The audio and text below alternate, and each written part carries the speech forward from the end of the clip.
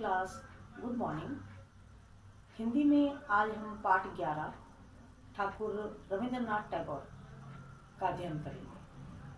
आप नाम लेते ही पहचान रहे होंगे कि ठाकुर रविंद्रनाथ टैगोर कौन है। उन्हें रविंद्रनाथ ठाकुर भी कहा जाता है, उन्हें ठाकुर रविंद्रनाथ टैगोर भी कहा जाता है।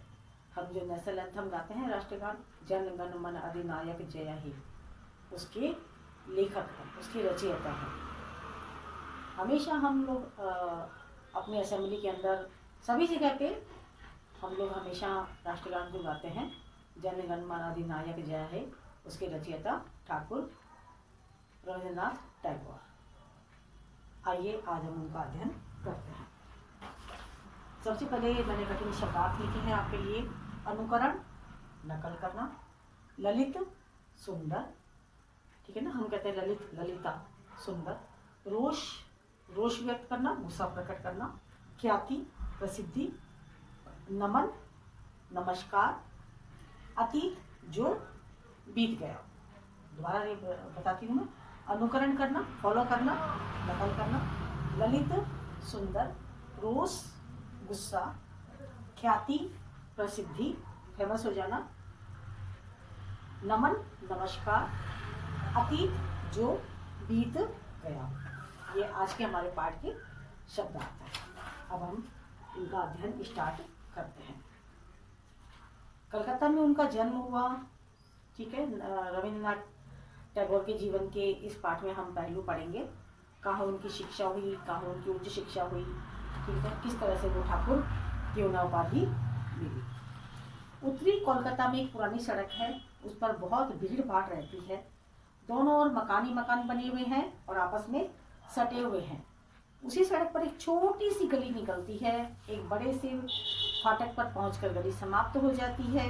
फाटक के भीतर विशाल तीन मंजिला मतलब 3 मंजिल वाला, 1 मंजिल, 2 मंजिल और 3 मंजिल, ठीक है। पहला floor, ground floor, first floor और सेकंड फ्लोर, 3 मंजिला मकान बना हुआ है। आज से लगभग 150 साल पहले की बात है। इस महल में एक बूढ़ा छरहरा बालक रहता था। कौन? रविंद्रनाथ ठाकुर। बूढ़ा छरहरा बालक रहता था, उस बालक का नाम था रविंद्रनाथ ठाकुर। घर के लोग उसे रवि कहते थे। गली का नाम है द्वारकानाथ ठाकुर की गली।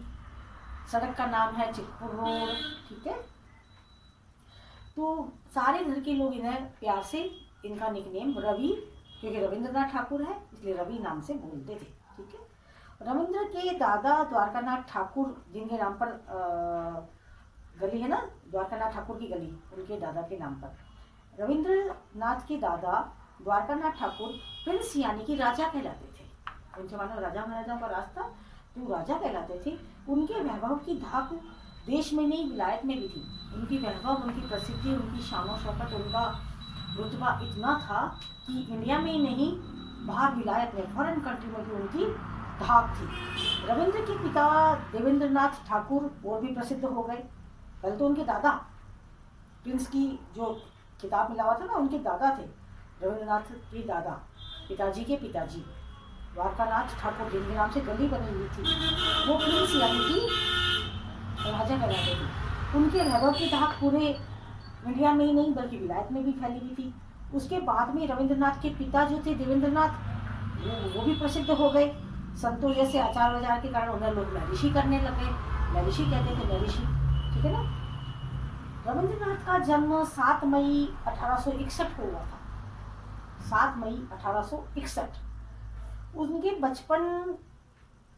उनका बचपन परिवार के और बच्चों की तरह बड़ी सादगी से बीता। जिस तरह से हमारा बचपन बीतता है हम सबका, उसी तरह से उनका बचपन सादगी से बीता।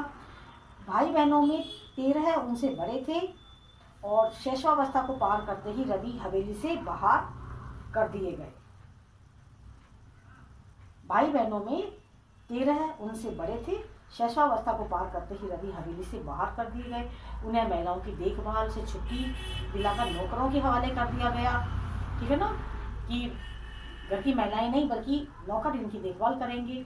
उन दिनों धनी घरों की यही रीति रिवाज होते थे। पैसे वाले जो होते थे उसमें छोटे बच्चों, मतलब बहुत सारे नौकर होते थे, तो बच्चों को पालना या सारा काम मतलब नौकर चाकर ही करते थे। ये धनाढ़ लोगों की निशानी होती थी। जबकि बच्चा अपनी माँ के पास और अपने परिवार के पास जो कुछ सीखता है वो दुनिया का कोई भी और नहीं सिखा सकता। लेकिन उनके धनी मानी परिवार से थे तो उनको नौकरों के हवाले कर दिया गया।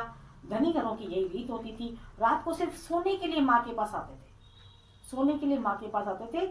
सोते समय एक बूढ़ी दादी उन्हें परियों की कहानियां सुनाया करती थी। और संगी दो थे, एक भाई और एक भांजा। ये रात को सिर्फ सोने के लिए ही माँ के पास जा पाते थे। सोते समय एक बूढ़ी दादी थी, वो इन्हें परियों की कहानियां सुनाया करती थी। दो संगी थे, एक भाई और एक भांजा, दोनों उम्र के बड़े थे। ठीक है, एक भाई तो मतलब भाई खुद का भाई, और भांजा बहन का लड़का। रवि को स्कूल भेजा गया, परंतु स्कूल उन्हें जेल के समान लगता था। उनको क्या लगता था, खुले में पढ़ना, खुले में पढ़ना है। पहाड़ों के बीच में चले गए, नदियों के पास, पार्क में, ऐसे। स्कूल के अंदर उनको ये बंद बिल्डिंग में पढ़ना उन्हें थोड़ा सा पसंद नहीं आता। तभी तो वो कवि बने, इसी तरह से वो कवि बने। आप सोचो, ये राष्ट्र कवि के रूप में उन्हें हम पहचानते हैं। रवि को स्कूल भेजा गया तो उन्हें स्कूल जेल के समान लगता था।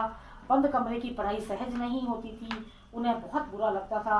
तीन स्कूल आजमा लेने के बाद उन्होंने स्कूल की पढ़ाई को तिलांजलि दे दी, छोड़ दिया, तिलांजलि देना छोड़ दिया। घर वाले समझते थे कि लड़का दुनिया में कुछ नहीं कर पाएगा, परंतु रवि का पढ़ाई लिखाई में खूब मन लगता था। दिन भर लिखना पढ़ना चलता रहता था। सुबह घंटे भर अखाड़े में जोर आजमाइश दिन भर कसरत करते थे। उसके बाद बांग्ला, संस्कृत, इतिहास, भूगोल, विज्ञान, स्वास्थ्य विज्ञान, संगीत, चित्रकला आदि की पढ़ाई करते। बाद में अंग्रेजी साहित्य भी सूची में आ गया। कुशाग्र बुद्धि होने के कारण जो भी सिखाया जाता झट से सीख लेते थे। कुशाग्र बुद्धि बहुत तेज बुद्धि वाला, मंद बुद्धि कम दिमाग वाला, जो किसी बात को जल्दी से समझ नहीं सकती, ये बहुत कुशाग्र बुद्धि के थे। मतलब बहुत जल्दी से सीखने की जो पावर थी ना, कैचिंग पावर, बहुत अच्छी थी। फटाफट सारे सब्जेक्ट, बांग्ला, संस्कृत, इतिहास, भूगोल, विज्ञान, स्वास्थ्य विज्ञान, संगीत, चित्रकला, सब। और धीरे धीरे इंग्लिश लिटरेचर को भी उन्होंने अपने उसमें ले लिया और फटाफट जल्दी से सीख जाया करते थे। 11.5 साल की आयु में उनका जनेऊ हुआ। ये ब्राह्मण लोग जनेऊ पहनते हैं बेटा, है ना, सभी ब्राह्मण लोग होते हैं वो जनेऊ पहनते हैं। फिर पिताजी के साथ हिमालय की यात्रा पर गए। पहले वे लोग पश्चिम बंगाल के बोलपुर नामक स्थान पर पहुंचे। फिर महर्षि देवेंद्रनाथ ने चिंतन मनन के लिए बोलपुर के पास एक आश्रम बना लिया, उसका नाम रख दिया शांति निकेतन। आज भी शांति निकेतन है। उस यात्रा में पिताजी रवि को संस्कृत, अंग्रेजी, गणित, ज्योतिष सिखाने के साथ साथ जवाबदेही संभालना भी पिताजी ने सिखाया। किस तरह से आपको अच्छे से दुनिया में रहना है, दुनिया में जवाबदेही अपनी करनी है। उसी यात्रा में रविंद्रनाथ ने राजा पृथ्वीराज की ऐतिहासिक पराजय के बारे में एक पद्य नाटक लिखा। उन्होंने अपने हाथों से, अपनी कलम से पद्य नाटक लिखा। कुछ महीने बाद जब रविंद्रनाथ हिमालय से लौटे तो बिल्कुल बदल गए थे। अनबिलीवेबल चेंज आ गया था। अब वे बालक नहीं लगते थे। अगले वर्ष उनकी माता चल बसी। अब वो थोड़े एकदम से मैच्योर से हो गए थे। अगले साल उनकी माता चल बसी। 15 साल की उम्र में उन्होंने जनता के सामने कविता पाठ किया। पहली बार 15 साल की उम्र में उन्होंने पहली बार जनता के सामने कविता पाठ किया। खुद की लिखी हुई कविताओं का पाठ किया। कविता उनकी अपनी रची हुई थी और राष्ट्रभावों से भरी हुई थी, सारी देशभक्ति को समर्पित थी। सुनने वाले मंत्रमुग्ध हो गए। जिनने भी सुना बोला, अरे इतना सा छोटी सी उम्र का लड़का, इतनी ऐसी अच्छी अच्छी कविताएं। उसके बाद उन्होंने वनफूल नाम की एक लंबी कविता लिखी जो पद्यबंध कहानी भी थी। साथ ही वैष्णव पदावली के अनुकरण में उन्होंने बड़े ही अच्छे पद लिखे। उनका संग्रह भानु सिंगेर पदावली नाम से छपा। रविंद्रनाथ कुशल अभिनेता भी थे। उन्होंने अपने भाइयों और मित्रों के लिखे हुए और शौकिया ढंग से खेले हुए नाटकों में भी काम किया। मन तो उनका संगीत से सरोकार था ही। उन्हें संगीत बहुत अच्छा लगता था। नदी के पास जब बैठते थे तो उन्हें अपना आप ही संगीत समझ में आता था कि पता नहीं क्या संगीत बज रहा है, वो अपने आप को भूल जाया करते थे। गला भी उनका बहुत अच्छा था। मधुर में वे बहुत मधुर, बचपन में भी मधुर गीत गाते थे। उनकी धुनें अपना आप ही बनाते थे, है ना। गीतों के रचना से भी जीवन भर गीतों की रचनाएं करते रहे। भक्ति में, प्रकृति में, देश प्रेम में अनेकानेक अवसरों के गीत उन्होंने लिखे। उनके गीत बेजोड़ हैं। छुटपन में उनका गाया हुआ एक गीत हमेशा दोहराया जाता है, नयन तुम्हारे पाव न दिखो रहन रहते, अर्थात आंखें तुम्हें देख न पाती बसे वे हो आंखों में। इसे सुनकर उनके पिता की आंखें भी छलछला आई थी। उन्होंने कभी यानी अपने पुत्र को 500 रुपए भेंट किए थे। जब उनके पापा ने ये गाना सुना था तो उन्होंने अपने बेटे को 500 रुपये इनाम में दिए थे। आगे वाला पाठ हम कल पढ़ेंगे। Thank you.